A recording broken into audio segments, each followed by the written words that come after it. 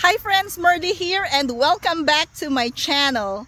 Today, I'm going to give you a tour of the new market garden that I created for 2024. I know that it has been a long time since my last video. I have been very busy preparing this new garden. I wanted to have a weed-free garden. So I spent a lot of time preparing this new garden. So initially, we started measuring a 60-foot by 60-foot garden. Unfortunately, when the space was tilled, there was a mistake since we lost the marker and it ended up being a 60 by 40. So the initial area of this garden was tilled twice, and then since we had a very windy and rainy spring, it was so hard to find a day to till an additional area to get the size that I wanted. So what I did was I covered this area here with the weed fabric, and I covered some area on the other side with a weed fabric, and then we had to reopen that area after a few weeks and then tilled the additional part of the garden. We were able to till it just once and then covered it back. And I didn't realize that this is something that takes so much time.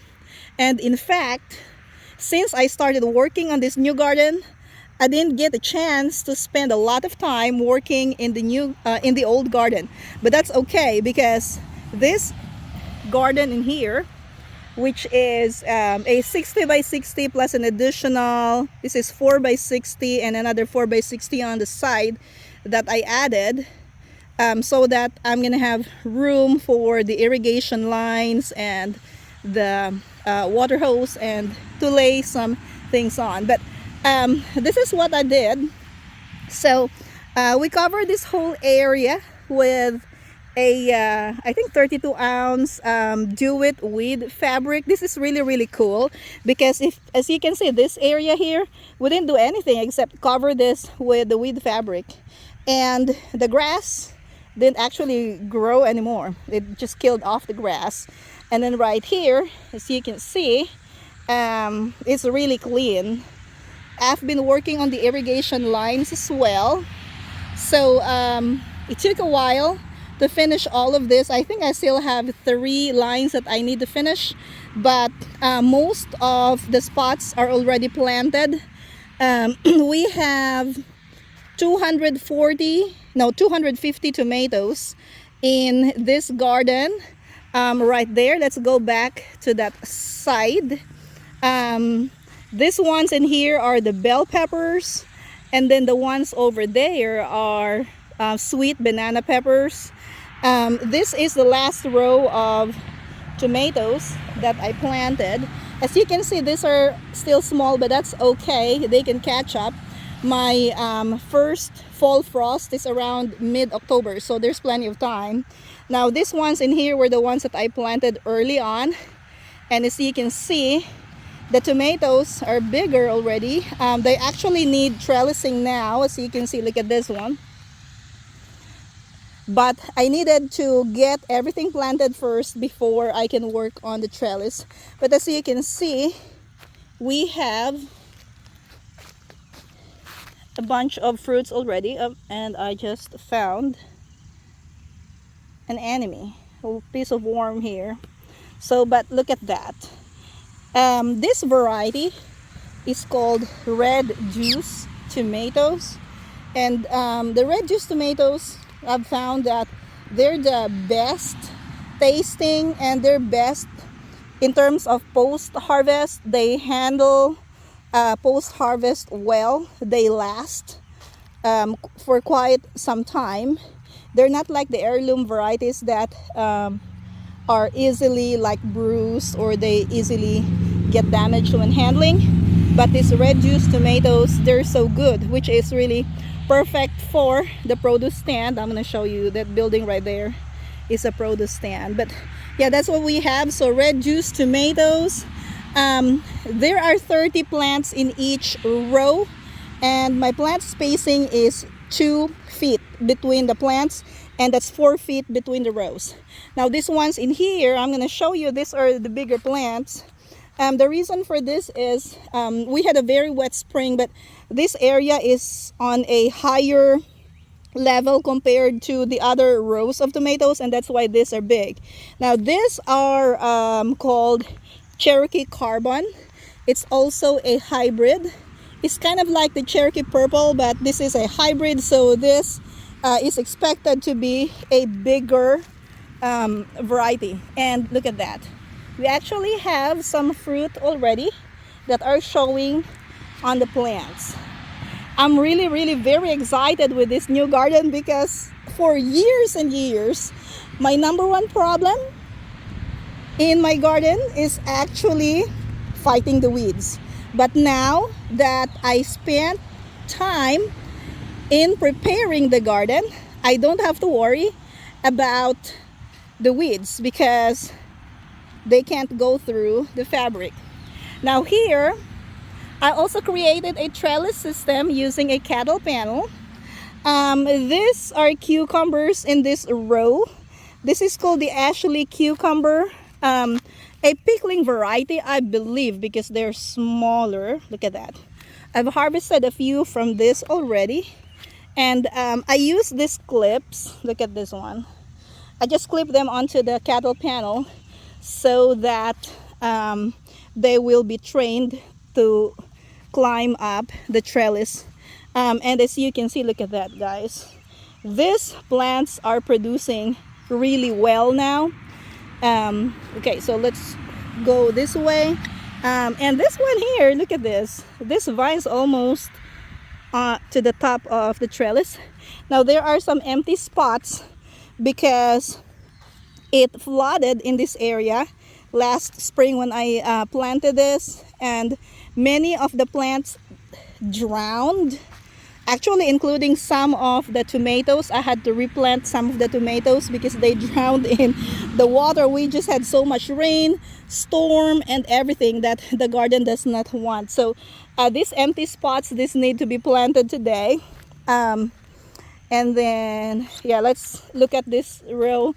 This is the Cherokee Carbon that I was telling you about. This is a small one because this is a replacement for the plant that drowned. Okay, we're just walking towards the end of this row. Yeah, this is still empty, but I'm going to be planting some moringa in here. Okay, so yeah, more tomatoes. I know we have so many tomatoes in this garden. It's because tomato is our #1 cash crop for the market garden. Those little ones that look like sticks, those are also tomatoes, but those are the leftover tomatoes that I just planted yesterday. I ordered like additional 100 tomato seedlings. Now all of these tomatoes that you see, they were started from seeds on I think March 30th or something. So they've been growing in containers for a while, and then the Cherokee Carbon I think was planted sometime in early May, including a couple of red juice tomatoes, and the rest of them were planted like a few weeks after that. Now here we have some eggplants. So again, there are 30 plants in each row. The eggplants are actually looking great now. These are all long purple eggplants, and our goal in here is to attract the Asian community because long purple eggplant is very popular among the Asian people. For once, I'm Asian too, so yeah, and that's what we like. These are the extra Cherokee Carbon that I just planted in here. Now this was, I think, supposedly for the pickling cucumbers, but then for some reason didn't get to plant them, so I had to replant. I actually direct seeded some cucumbers in this area, and we have some that have grown already. Not all of them have grown, but As you can see, this is really a healthy cucumber. I think this is the national pickling cucumber. Yeah, I need a lot of pickling cucumbers because we sell the pickling cucumbers by the box. So you can't just like get a few pieces of pickling cucumbers. This one in here, let's see. This is also a row of eggplants. This is called Casper. So I have a couple of Casper eggplants. These are the white ones. And then next is, let's see. Oh, that's also a Casper eggplant. And then this one is Black Beauty. This is the type of eggplant that we usually see at the store, the big round purple eggplant. So 1, 2, 3, 4. We have a few Black Beauty eggplants in here, and they're actually good size already. For my Zone 7 Kentucky garden, actually I could have planted this much earlier and get a bigger plant that's already producing by this time, but that's okay because they're already in the ground. So, and this one is called Turkish orange eggplant. It's my first time to grow this variety. The picture looks nice, and I have quite a few, actually a lot of them, because it goes towards the end of the row. Now this row I'm gonna show you, this is cayenne pepper. Half of this I think is cayenne pepper and the other half is jalapeno. And then the last row on here, these are the okra. So yeah, okra plants on this side. I might have to add another 4-foot weed fabric on this side because as you can see, the grass is crawling into the garden. So yeah, this is what I have right now. I'm actually very excited for this garden, and I am very proud of the work that I have done so far. So today's task is to finish filling all of the spots with plants. I have a lot of seedlings, don't worry about it. And I'm thinking of direct seeding some more cucumbers today so that I'll have more harvest when these older cucumbers are gone. I can have a replacement for these plants, so I will have a continuous harvest. I hope you enjoyed this video. I'm gonna see you again in my next video. Have a great day!